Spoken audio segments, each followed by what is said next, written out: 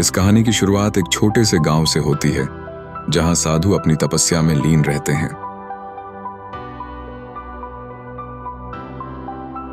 साधु का जीवन त्याग और सेवा में बीतता है और उनके पास गांव के लोगों के लिए हमेशा एक सलाह और मदद होती है। वह एक समर्पित आत्मा है जो जीवन की कठिनाइयों में भी आशा और प्रेम का संचार करते हैं। गांव में एक विधवा औरत है जिसने समाज की बुराइयों और तानों के तले जीवन बिताया है।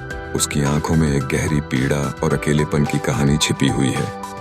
एक दिन विधवा अपने दिल की कड़वाहट लेकर साधु के पास पहुंचती है।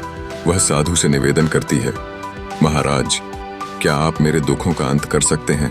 लेकिन साधु उसकी आंखों में झांकते हैं और वहां उन्हें न सिर्फ एक शारीरिक पीड़ा बल्कि एक आत्मिक भूख नजर आती है। वह बड़ी अद्भुतता से समझते हैं कि यह एक विधवा का अकेलापन नहीं है, बल्कि जीवन की सच्ची तृष्णा है। प्यार। साधु मुस्कुराते हैं और कहते हैं, और अपनापन की। बेटी, तुम्हारी प्यास प्रेम की है। उन्होंने विधवा को ध्यान और सेवा का मार्ग दिखाया। धीरे धीरे विधवा ने अपने जीवन को अनाथ बच्चों की सेवा में लगाने का निर्णय लिया। सेवा करते करते उसकी आत्मा को एक नई रोशनी मिली।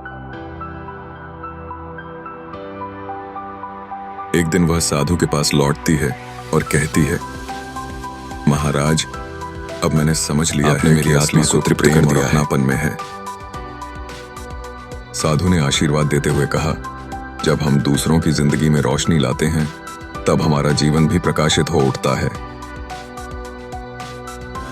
बस इस कहानी से एक महत्वपूर्ण शिक्षा मिलती है कि असली सुख केवल शारीरिक तृप्ति में नहीं, बल्कि आत्मिक शांति, प्रेम और सेवा में निहित है।